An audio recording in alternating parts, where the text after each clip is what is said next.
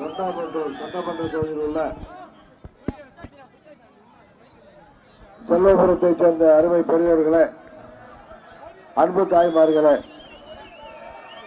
எழுச்சியோடு இங்கே வருகை புரிந்திருக்கின்ற இளைய சமுதாயமே, உங்கள் அனைவருக்கும் முதற்கண் எனது வணக்கத்தை தெரிவித்துக் கொள்கின்றேன்.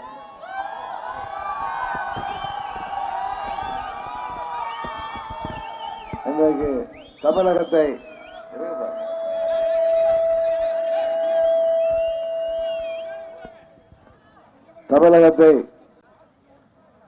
ஆட்சி செய்பவர்கள் நாங்கள் எல்லாம் கொங்கு மண்டலத்தைச் சேர்ந்தவர்கள், எங்களது ஆட்சி என்கிறார்கள். இந்த ஆட்சியை யார் உருவாக்கினார்கள் என்பது அவர்களுக்கு வேண்டுமானாலும் மறந்து இருக்கும். பழனிசாமியை யார் முதல்வராக்கியது என்பது அவர்களுக்கு வேண்டுமானால் மறந்து இருக்கும். ஆனால் கொங்கு மண்டலத்து மக்களாகிய நீங்கள் மறக்கவில்லை என்பதுதான் இதை காட்டுகிறது. இங்கே ஆர்வத்துடன் நீங்க வந்திருப்பது, நாம் எல்லாம் கேள்விப்பட்டு இருக்கின்றோம். சொத்தை, நமது சொத்து சுகத்தை, வீட்டு வாசலை அடகு வைத்து பார்த்திருக்கின்றோம், நகைகளை அடகு வைத்து பார்த்திருக்கின்றோம். ஆனால் ஒரு கட்சியையே டெல்லியிடம் அடகு வைத்தவர்கள் இன்றைக்கு தமிழ்நாட்டில் இருக்கிறார்கள். தமிழகத்தின் ஆட்சியையே மோடியிடம் அடகு வைத்தவர்கள் இன்றைக்கு இங்கே முதலமைச்சராகவும் நிழல் முதலமைச்சர்களாகவும் இன்றைக்கு இங்கே இருக்கிறார்கள். மக்களை பணம் கொடுத்து வாங்கிவிடலாம் என்று அவர்கள் இருமாப்போடு இந்த தேர்தலிலே தமிழகம் வெறுக்கின்ற மோடியை கூட்டணியிலே சேர்த்துக் கொண்டு தமிழகத்திற்கு துரோகம் செய்கின்ற விதமாக நடந்து கொண்டிருப்பவர்கள், தொண்டர்களுக்கு துரோகம் செய்கின்ற விதமாக நடந்து கொண்டிருப்பவர்கள், தமிழ்நாட்டு மக்களுக்கு துரோகம் செய்கின்ற விதமாக நடந்து கொண்டிருப்பவர்கள், அம்மாவிற்கு இது அம்மாவின் ஆட்சி அம்மாவின் ஆட்சி என்று நூற்றுக்கு 300 முறை சொல்லி நம்மை ஏமாற்றுபவர்கள், இதே தெய்வம் அம்மா அவர்களுக்கே துரோகம் செய்கின்ற விதமாக அம்மா அவர்களால் வெறுத்து ஒதுக்கப்பட்ட கட்சிகளுடன் கூட்டணி வைத்திருக்கிறார்கள். 5 ஆண்டுகளுக்கு முன்பு 2014 பாராளுமன்ற பொதுத் தேர்தலின் பொழுது குஜராத்தை சேர்ந்த அந்த மோடியா அல்லது தமிழ்நாட்டை சேர்ந்த இந்த லேடியா யார் நிர்வாகத்தில் சிறந்தவர் என்று அம்மா அவர்கள் வாக்கு கேட்டார்கள். அன்றைக்கு நீங்கள் அம்மாதான் சிறந்த நிர்வாகி என்று 37 தொகுதிகளிலே, நமது பொள்ளாச்சி உட்பட 37 தொகுதிகளிலே அவர்களை மாபெரும் வாக்கு வித்தியாசத்திலே வெற்றி பெற செய்தீர்கள். மாபெரும் வாக்கு வித்தியாசத்திலே வெற்றி பெற செய்தீர்கள். அம்மா அவர்கள் இருந்தவரை தமிழ்நாட்டிற்கு, தமிழ்நாட்டு மக்களுக்கு எந்தெந்த திட்டங்கள் எல்லாம் தடையாக இருக்கிறதோ, தமிழ்நாட்டின் தொழில் வளர்ச்சியை பாதிக்கின்ற எந்தெந்த திட்டங்களை எல்லாம் மத்திய அரசு கொண்டு வந்தாலும் அதை தடுத்து நிறுத்தினார்கள். விவசாயத்தை பாதிக்கின்ற திட்டங்களை தடுத்து நிறுத்தினார்கள். இன்றைக்கு நமது கோவை மண்டலத்திலே விவசாயமும் தொழிற்சாலைகளும் பெரிய பகுதி. இங்கே அனைத்து தொழில்களையும் பாதிக்கின்ற விதமாக மோடி ஆட்சியில பொருளாதார கொள்கைகள் மற்றும் ஜிஎஸ்டி வரி விதிப்பு மூலம் இன்றைக்கு நமது தொழில்கள் எல்லாம் நசுவிட்டிருக்கின்றன. அம்மா அவர்கள் ஜிஎஸ்டி வேண்டாம் என்று மோடியுடன் மத்திய அரசாங்கத்துடன் அது தமிழகத்திற்கு வேண்டாம், வேறு மாநிலத்திற்கு வேணால் வைத்துக் கொள்ளுங்கள் என்று போராடினார்கள். ஆனால் அம்மா அவர்கள் மருத்துவமனைக்கு அனுமதிக்கப்பட்டதால் நம்மை விட்டு அவர் பிரிந்த காரணத்தினால் இன்றைக்கு அவர் அந்த திட்டங்கள் எல்லாம் ஜிஎஸ்டியை தமிழ்நாட்டிலே அமல்படுத்தி இருக்கிறார்கள்.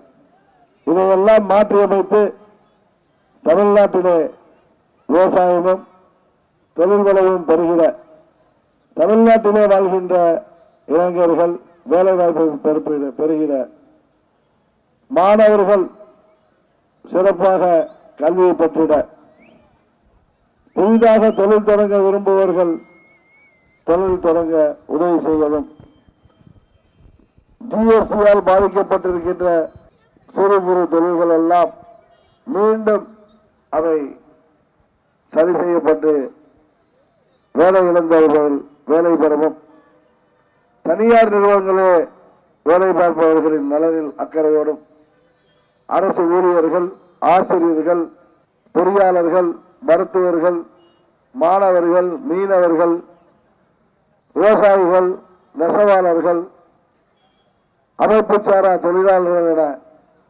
அனைவரின் நலனும் பாதுகாக்கின்ற விதமாக நாம் தேர்தல் அறிக்கையிலே சொல்லியிருக்கின்ற அனைத்தையும் நிறைவேற்றி தருவதற்கு நல்லதொரு வாய்ப்பாக அம்மா மக்கள் முன்னேற்ற கழகத்திற்கு நீங்கள் அம்மாவின் உண்மையான தொண்டர்களால் இன்றைக்கு இயக்கப்படுகின்ற இயக்கமாகிய அம்மா மக்கள் முன்னேற்ற கழகத்திற்கு ஆதரவு அளிக்கின்ற விதமாக உங்களது வேட்பாளர் அருமை சகோதரர் முத்துக்குமார் அவர்களுக்கு நாம் அம்மாவின் ஆசையோடு உச்ச நீதிமன்ற தீர்ப்பின்படி பெற்றிருக்கின்ற நமது பரிசு பெட்டகம் சின்னத்திலே வாக்களித்து வெற்றி பெற செய்ய வேண்டுமாய் உங்களை வருகின்றோடு கேட்டுக் கொள்கின்றேன்.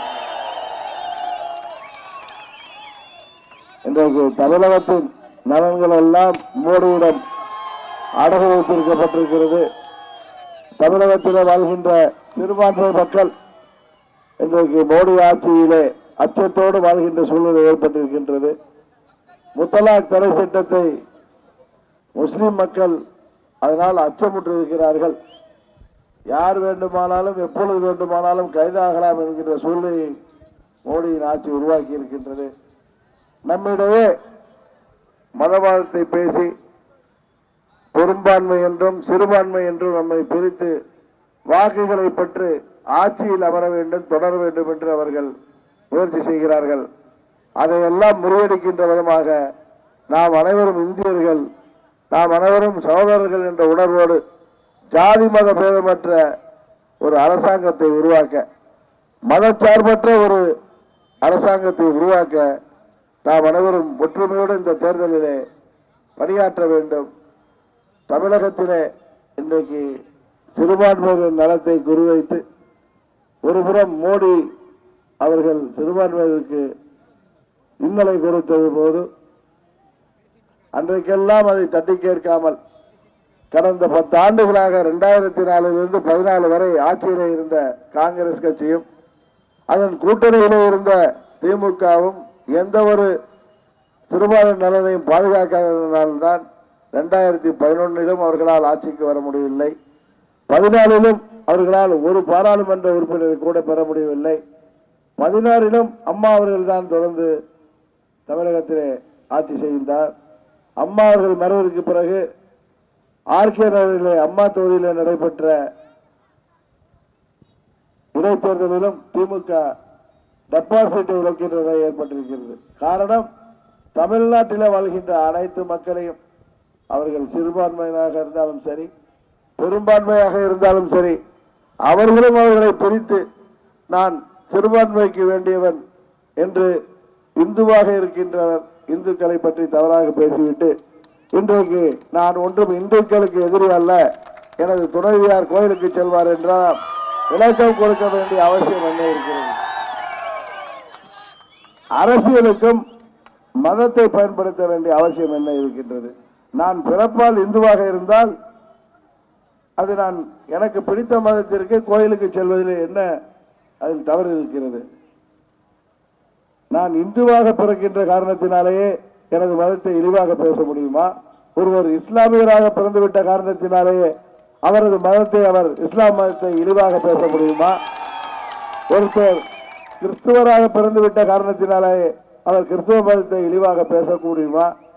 தான் பிறந்த மதம் எது வேண்டுமானாலும் பேசுவேன் என்று துணியிலே சாதாரணமாக இருக்கின்ற குடிமகன் கூட பேசினாலே அது சரியில்லை என்கிற போது அரசியல் இயக்கத்தை சேர்ந்தவர்கள் அவ்வாறு பேசிவிட்டு இன்றைக்கு நான் இந்துக்களின் கடவுள்களை எல்லாம் இவர்கள் தவறாக பேசிவிட்டு இப்பொழுது தேர்தல் வந்ததும் பயந்து கொண்டு நான் ஒன்றும் இந்துக்களின் எதிரி அல்ல என்று ஒரு இந்துவாக பிறந்திருக்கிறவர் பேச வேண்டிய அவசியம் இல்லை. இவர்கள் வெளியிலே ஒரு வேஷமும் உள்ளே ஒரு நடைமுறையும் உள்ளவர்கள். வீட்டிலே அவர்கள் சாமி கும்பிடுவார்கள், வெளியிலே நாங்கள் பெரியாரின் தொண்டர்கள் என்று பேசுவார்கள். அவர் உள்வீட்டு பெண்மணிகள் இன்றல்ல, பல ஆண்டுகளாக அவர்கள் கருணாநிதி இருந்த காலத்திலிருந்தே அவர்கள் வீட்டிலே அவர்கள் இறைவனை வணங்குவார்கள், கோயிலுக்கு செல்வார்கள். கருணாநிதி அவர்களும் இதையெல்லாம் அனுமதிப்பார், அவருக்கும் இதில் நம்பிக்கை உண்டு என்றுதான் சொல்வார்கள். ஆனால் வெளியில் அவர்கள் பெரியாரின் சீடர்கள் என்று தங்களை காட்டிக் கொள்வார்கள். இந்த இரட்டையருடன் அவர்களுக்கு எதற்கு? எதற்காக திரு ஸ்டாலின் அவர்கள் நான் இந்துக்களுக்கு எதிரி அல்ல என்று பேச வேண்டிய காரணம் என்ன? கடந்த காலங்களிலே சிறுபான்மை மக்களை கவர வேண்டும் என்பதற்காக இவர்களாகவே அதுபோன்ற நிலைப்பாட்டை எடுத்துவிட்டு இப்பொழுது பயந்து கொண்டு இப்படி திரும்ப பேசுகின்ற காரணம் என்ன? சிறுபான்மை மக்கள் ஒன்றும் பெரும்பான்மை மக்களுக்கு எதிரி அல்ல. இப்ப நான் இந்துவாக இருக்கிறேன் என்பதற்காக என்னை கிறிஸ்துவர்களோ இஸ்லாமியர்களோ என்னை வெறுக்க வேண்டிய அவசியம் இல்லை. நாம் அனைவரும் சமத்துவம். அவரவர் கடவுளை அவரவர் வணங்குகிறோம். நமது மத நம்பிக்கையை எதற்கு அரசியலிலே புகுத்த வேண்டும்? இவர்கள் அரசியலிலே புகுத்தி ஜாதி மதத்தை புகுத்தி அவர்கள் சுயலாபத்திற்காக அரசியல் செய்வதை தயவு செய்து தமிழ்நாட்டிலே வாழ்கின்ற நாம் அனைவரும் அதையெல்லாம் இனி வருங்காலத்தில் இல்லாமல் பார்த்து கொண்டால்தான் தமிழகம் அமைதி பூங்காவாக தொடர்ந்து இருக்க முடியும். யாருக்கு வேண்டுமானாலும் வாக்களிப்பது என்பது எப்படி அவர்கள் தனிப்பட்ட விருப்பமோ அதுபோல என்றைக்கும் நாம் அனைவரும் சமம். தேர்தல் வரும் போகும், ஆட்சிகள் வரும் போகும். அந்தந்த பகுதியிலே வாழ்கின்ற மக்கள் வாழ வேண்டும், நிம்மதியாக வாழ வேண்டும், தொழில் செய்ய வேண்டும், அரசு உத்தியோகத்தில் இருக்க வேண்டும், நிம்மதியாக இருக்க வேண்டும். தமிழகம் வளர வேண்டும் என்றால் நம்மிடம் இந்த பிரிவினைகள் இருக்கக்கூடாது. இந்தியா வளர வேண்டும் என்றால் நம்மிடம் ஜாதி மத பேதங்கள் இருக்கக்கூடாது என்பதுதான் அம்மா மக்கள் முன்னேற்ற கழகத்தின் வேண்டுகோள். அதைத்தான் அம்மா அவர்கள் எங்களுக்கு கற்றுக் கொடுத்தார்கள். இன்றைக்கு அம்மா மக்கள் முன்னேற்ற கழகத்திலே எல்லா மதத்தை சேர்ந்தவர்களும் எல்லா சமுதாயத்தை சேர்ந்தவர்களும் எங்கள் இயக்கத்திலே பொறுப்பிலே இருக்கிறார்கள். வேட்பாளர்களும் எல்லா மதத்தை சேர்ந்தவர்களும் எல்லா சமுதாயத்தை சேர்ந்தவர்களும் அந்தந்த பகுதியிலே சிறந்த வேட்பாளராக நாங்கள் நினைப்பவரை வேட்பாளராக அறிவிக்கிறோமே தவிர இதில் நாங்கள் அதை தாண்டி ஜாதி மத பாகுபாட்டிற்கு செல்வதில்லை. இன்றைக்கல்ல என்றைக்கும் அதே நிலைப்பாட்டிலே தான் இருப்போம் என்பதையும் இந்த நேரத்திலே கூறிக்கொண்டு நமது பகுதியின் தேவைகளை நிறைவேற்றி தர நீங்கள் அம்மா மக்கள் முன்னேற்ற கழகத்திற்கு வாய்ப்பளிக்க வேண்டும்.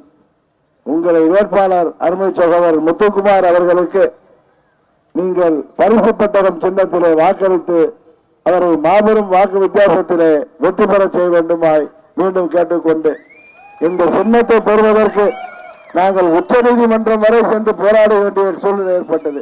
காரணம், மோடிக்கு நாங்கள் அடிபணியவில்லை, மோடியோடு சமரசம் செய்து கொள்ளவில்லை. சமரசம் செய்து கொண்டதனால் இந்த ஆட்சி தொடர்கிறது. சமரசம் செய்து கொண்டதனால் இன்றைக்கு பழனிசாமி அமைச்சராக இருக்கிறார். அவர்களிடம் சமரசம் செய்து கொண்டதுதான் உங்கள் தொகுதியின் அமைச்சராக இருக்கிறார். இல்லை என்றால் இந்த ஆட்சி இன்றைக்கே முடிந்திருக்கும். அம்மாவின் கட்சியை மோடியிடம் அடகு வைத்து விட்டார்கள். அம்மாவின் ஆட்சியையும் மோடியிடம் அடகு வைத்து விட்டார்கள். ஆனால் நாங்கள் என்றைக்கும் யாரிடமும் தொண்டர்களுக்கும் மக்களுக்கும் மட்டும்தான் நாங்கள் அவர்களுக்கு மட்டும்தான் தலை வணங்குவோமே தவிர வேறு எந்த ஒரு அதிகார வர்க்கத்திற்கும் தலை வணங்க மாட்டோம். எத்தனை சோதனைகளை கொடுத்தாலும் அதில் அம்மாவின் தொண்டர்கள் அதை துணிச்சலோடு சென்று எதிர்கொள்வார்கள்.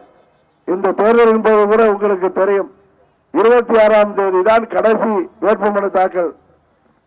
அத்தனை தொகுதிகளையும் போட்டியிடுகின்ற நமது வேட்பாளர்கள் நம்மளுக்கு ஒரே சின்னம் கிடைத்தாலும் சரி, ஒவ்வொருவரும் ஒரு சின்னத்திலே நிற்பதாக இருந்தாலும் சரி, நாங்கள் தேர்தலிலே போட்டியிடுவோம். அம்மாவின் தொண்டர்கள் எங்களோடு இருக்கிறார்கள், தமிழ்நாட்டு மக்கள் நம்மளோடு இருக்கிறார்கள், நாம் வெற்றி பெறுவோம் என்ற உறுதியோடு அன்று மாலை 2 மணிக்குத்தான் சென்று கடைசியாக வேட்புமனு தாக்கல் செய்தார்கள்.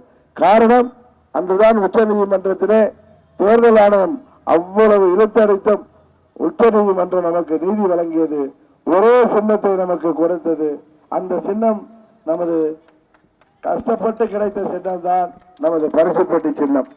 இந்த பரிசு பெட்டகம் சின்னத்திலே நீங்கள் வாக்களித்து எங்களை வெற்றி பெற செய்ய வேண்டுமாய் தமிழகத்திலே புதிய மாற்றத்தை உருவாக்கி தமிழகத்திலே மக்களாட்சி வளரவும், மீண்டும் தமிழகம் தலை நிமிரவும், தமிழர் வாழ்வு வளரவும் நீங்கள் வாக்களிக்க வேண்டிய சின்னம் பரிசு பெட்டகம் என்று சொல்லி விடைபெறுகிறேன். நன்றி, வணக்கம்.